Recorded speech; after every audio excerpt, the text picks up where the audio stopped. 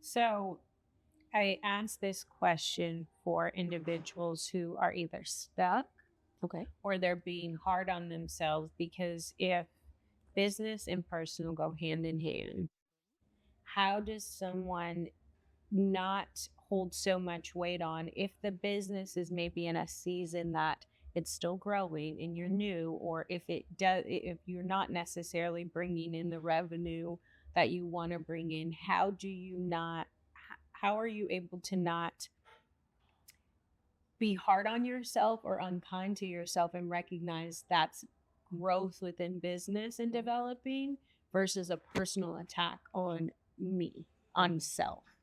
Well, so it's a couple of things. The first one of which is that most of us are comparing our business to other business owners, and we Mm, see everybody. So comparison is a thief of all joy, first and foremost.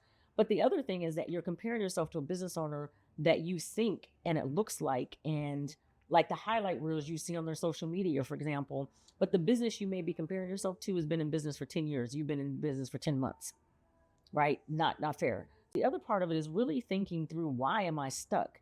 Am mm, I chasing where I want my revenue to come from as opposed to where my revenue really should be? Because we're stubborn, right? yeah.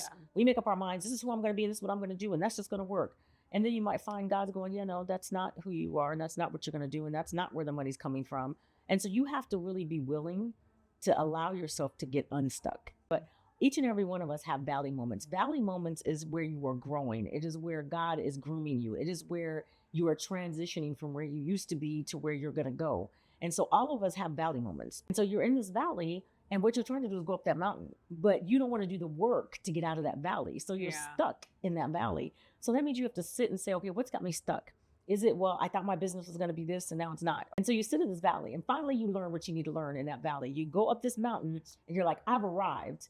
And at the next level, there's It's a another new valley. valley. It's a new valley, And baby. so now that valley, and now you're like, but I just got out of that other valley. But the reality of it is that if you just sit in the valley, okay, what do I need to learn? What am I missing? What am I needing to focus on when it comes to my business and or my personal life to get me out of this valley? The beautiful thing is you will get out of that valley too.